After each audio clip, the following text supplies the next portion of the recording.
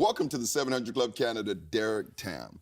Darrick, you know, when I look at you, I say, how can a young man like you, slim waist, pretty face, got everything before him, have a sense where he feels burnt out? And but the reality today is this is not something that's uncommon, and especially in your generation. Take us a little back before we go forward. How did you, a young man, want to worship God and get to the place where you are right now? Where did it all start? Well, I grew up non-Christian, actually. Yeah. My mom was Buddhist, and so I kind of grew up a lot with that as a big part of my upbringing. Okay. And for some reason, my parents decided to put me into Anglican school. So I actually grew up a lot with the experience of going to chapels, experiencing worship, hymns, priests speaking to us at a young age. But it wasn't until the end of high school, where a lot of things in my life personal things became crashing down, really. Yeah. And experienced a lot of, I would say, slight depression, a lot of turmoil where I just didn't know how to deal with what I was going through. Now, that's an interesting time because when you're talking about getting ready to graduate, you're making choices. That's right. And you're beginning to look at where my future is going to go and maybe even coming out with a lot of pressure on you as far as to make those choices. Yeah. How did you get through that? What happened? You know, so like you said, Brian, pressure is huge, especially coming from, I think, Asian context. That pressure, I feel, is even bigger. And I really wanted to get into specific programs, specific schools, and not being able to do that due to, actually broke my hand that last year too, and with my parents going through a lot of personal issues, it really brought me to a dark place where I actually didn't know where I was going. But in fact, it was that same year that I was actually introduced into going to church. And I've never really gone to church too much during my upbringing. But that was my first experience, really kind of stepping into a church and finding true community. And the biggest question I asked during that hard time was, you know, what was the difference between these people at this church and the people who I grew up with all the time? And there was such a noticeable difference. And what did you come up with? And you know what? It was just the love that they showed. You know, during the difficult time I was going through, the people within that church I was at they showed a love to me that I've never really experienced before. You know, regardless of who I was or what I was going through, they provided a care and support in the midst of a very dark place. You know, it's interesting because I know another dear friend of mine who grew up in a Buddhist home, and he said there was this moment where he went into a darkness, but then he felt like it just exploded out, and there was a light for the first time. Yeah. What did you experience, and how did that happen? You know what? Probably pretty similar. You know, I definitely went on a very big high after finding out, you know, what Christianity is all about and what church and following Jesus is all about.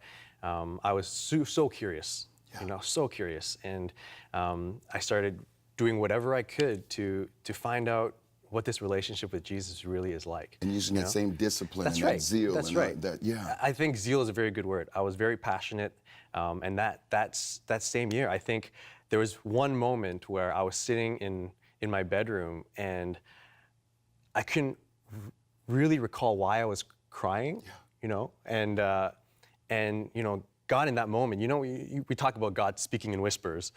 It was in a small whisper saying, Darrick, look back at your year. See where I've brought you. I know you've been in a very hard place, but it's in this year that I've taken you full circle, and I have a purpose for you, and I have a plan for you. And in that moment, I realized, you know, God has been working in my life for a very, very long time, even though I didn't even see it for myself. Wow. And I know that's speaking to so many people that are watching right now. Jeremiah 29:11, for I know the plans that I have for you, thoughts of peace, not of evil, to give you a future and a hope. Yeah. Is that what birthed the worship project? Not quite then. Actually, I went through a season of burnout even in ministry as well. And it was actually out of that burnout period when I got into a much healthier place in ministry after I became a pastor at the church I'm at now called Avenue. And I've realized that as a worship leader and having led worship for around 15 years now, I realized that there are moments when I just felt very alone as a worship leader. right? As much as, you know, our other pastors wanted to care for me, and they do, there's this part of being a worship leader that is somewhat lonely.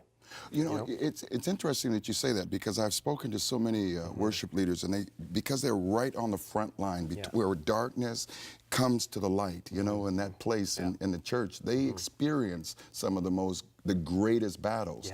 And I've found that God says that He gives us a spirit of praise for heaviness. And He breaks us out of that. When you talk about pastoral, because you couldn't share this with a lot of people that I'm going through this, but does that come from your high achieving background as well, and wanting to do well, but at the same time feeling so alone? Yeah, it's definitely a tension. I think in any place of leadership, there's always this tension. And I'm the type of person who's always wanting to finish my to-do lists. That's my personality. I want to finish things, and I want to do them well, right? And that, you know, as a musician, I think any musician always desires to play well, you know, and to do well. But sometimes in the church, you have this tension because there's this battle of pride and humility too, right? And I think that's where this tension kind of, I think, gives these worship leaders sometimes this loneliness, this lack of support because of this battle that they might be going through. And I've battled it, and I know that a lot of the worship leaders that I've talked to, they go through a lot of struggles. You know, struggles of burnout, struggles of feeling this pride and humility battle, and this lack of resource sometimes of knowing how to be a great worship leader in their church. You know, it's interesting.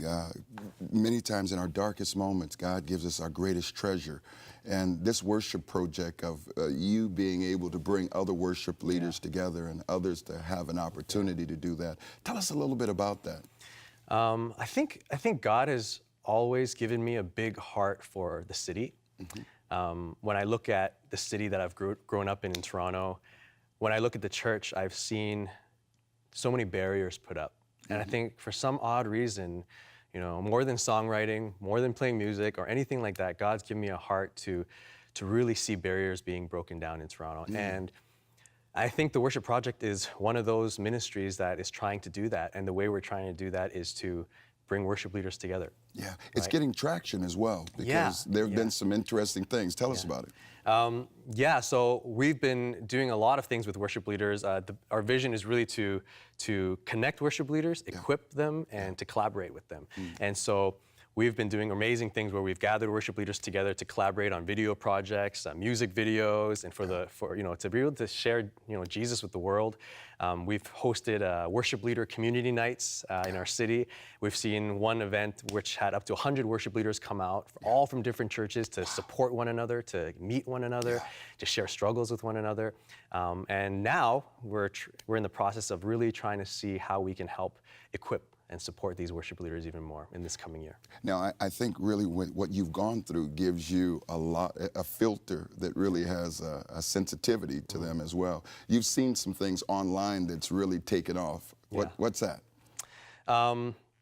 Probably some of the music videos that we've done. It has been really amazing, to be honest, to see how these videos have impacted lives that we don't even know who they are, right? Songs with lyrics that touch people in the midst of their circumstance. And for us to be able to do it with people who we don't usually play with, don't usually meet often, is a real privilege. And I think one of the biggest things, one of the biggest highlights of the Worship Project, really is, Brian, the relationships. The relationships are that we're making, that people are allowed to meet each other, when without the Worship Project, they probably wouldn't ever meet one another. And these connections, I think, are so great and a great opportunity. I believe that God is birthing something really new in our time. What's a song that you heard in your darkest hour that gave you hope? You know what? It's probably "Oh Come to the Altar," right? It's a song by Elevation Worship, and it's about... Can you sing it? Yeah, we're probably gonna sing it. Well, actually, we're going to sing it afterwards. Well, I'll wait for it then. Yeah, that's right. That's right. Darrick Tam, I really appreciate what God is doing in you and through you. And I just pray Godspeed that this will continue to grow and become the tsunami that we believe it to be. Thank you, Brian. God bless you. Thank you. You know, if you're dealing with that burnout and maybe you're a worshiper or pastor, hey, call the number on the screen, 1-855-759-0700. We're here for you.